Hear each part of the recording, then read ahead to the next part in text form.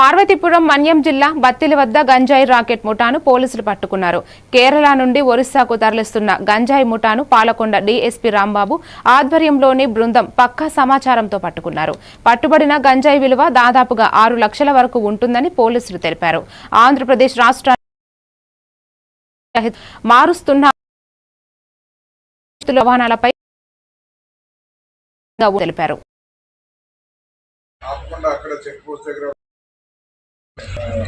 Dash ఇచ్చి ముందుకి పారిపోయే సమాచారం వచ్చింది. అది దాంట్లో భాగంగా మనకి ఈ పోలీస్ చెక్ పోస్ట్ దగ్గర బుద్ధి వెళ్ళడం వల్ల దీంట్లో ఏమన్నా గంజాయి కానీ ఇతర మాదక ద్రవ్యాలు కానీ ఉండొచ్చని అనుమానంతో మనం ఆ బండిని సీజ్ చేయడం జరిగింది.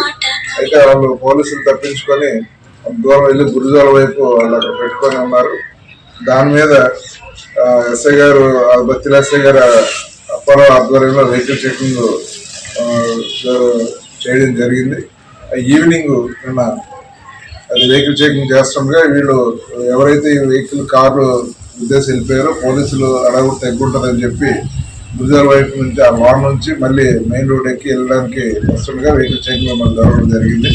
అప్పుడు ఆ వెహికల్ చెకింగ్ సందర్భంగా చూస్తే ఆ బండి నెంబరు మనకి KL 11DC0098 అనే నెంబరు దొండ యాక్సిడెంట్ కారుగా మనం ఐడెంటిఫై చేసి దాంట్లో వెళ్ళి చెక్ చేయగా మొత్తం 53 ప్యాకెట్లు గంజాయిగా అనుమానం ఉన్నటువంటి ప్యాకెట్స్ని అక్కడ చేయడం జరిగింది, పట్టుకోవడం జరిగింది.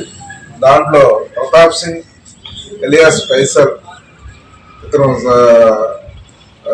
కేరళ రాష్ట్రానికి అలుపూజ జిల్లాకు సంబంధించిన అతను, అలాగే నదీం సునీల్ అని ఇతను కూడా కేరళ రాష్ట్రం, క్యాస్ట్ ముస్లిం.